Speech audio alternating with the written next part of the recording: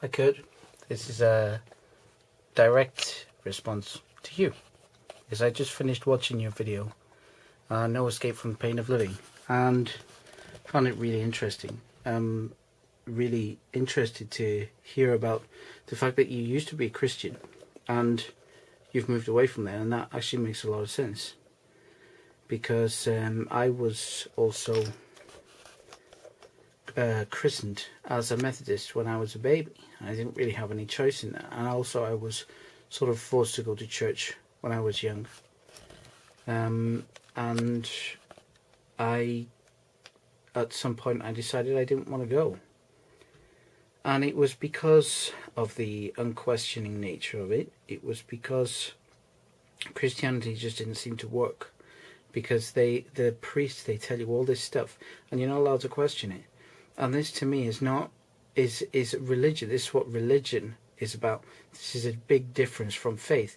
And I definitely understand where you're coming from with that.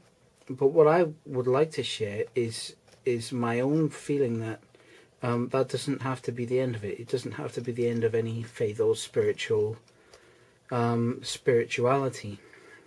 I'm not suggesting that you go back to any type of religion or anything like that. But what I'm trying to say is keep up the skepticism. I think faith and spirituality is all about logical thinking. It's all about at least for those who have a real faith, a real spirituality. These are people who don't take anything for granted. Don't take for granted what some priest tells them, or what some book tells them, or what some denomination tells them.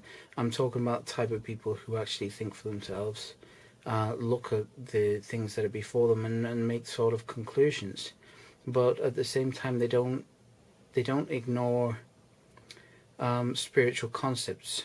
Like some people have found a faith that comes from within them, that doesn't come from what somebody tells them, that comes from inside their own heart. All I'm saying is, there aren't three methods of escape. I'll rephrase that. That yes, there are three methods of escape, but there are not three methods of reducing the pain of life or living. There is escaping the pain of life, and there is, how do I put this, removing the concept of pain in life. And what I mean by that is, you can view things as difficult, as painful, or you can view them as a positive.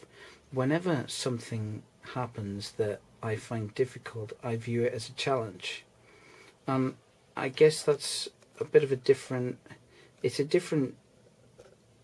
way of looking at things. Rather than trying to escape pain of life or difficulty of living, it's actually a way of looking at it in a different way, and welcoming that challenge and viewing it as a positive. Because at the end of the day, if I take a challenge, then I become more better at dealing with things.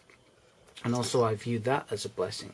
Anytime I get a challenge, I view that as a blessing, because it means that I can learn more. With things about spirituality and faith, or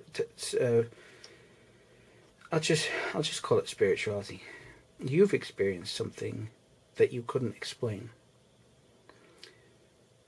and you made a video about it.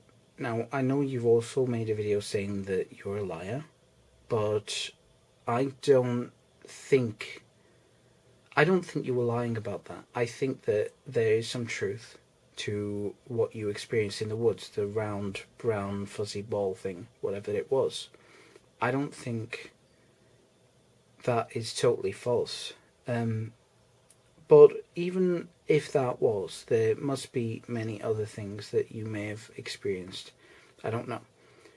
But what I would suggest is, or what I would ask, is to try and explore some ideas of what other people have written about, other people's experiences.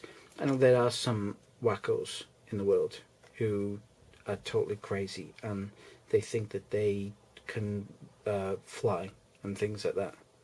Okay, maybe they can. I don't know. I haven't experienced enough to be able to say whether or not they can, but they're usually viewed as wackos.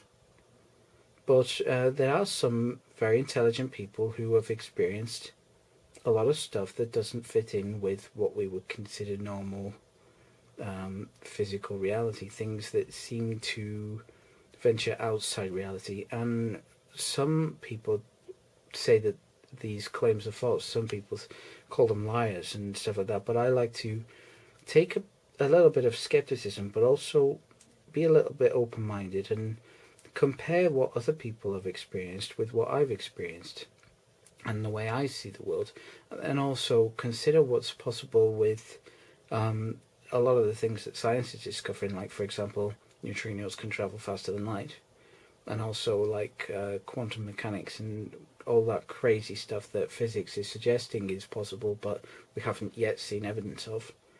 But you know, maybe we have seen evidence. Maybe a lot of people have seen evidence, but they can't produce it on a piece of paper or take a photograph of it. But I guess that's what I'm saying. You know, I think that obviously you make your own choice of what you do in your life, but as a suggestion, as an addendum to your video, I would say try and keep a bit open-minded and explore a little bit more. And in my life, I'm not hiding from any pain. I'm actually enjoying the challenges that I get and using them as learning experiences. And that's how I approach things. So yeah, that's my 2 cents worth. Anyway, for however much it's worth in your money, it's my 2 cents worth anyway. Thanks for listening.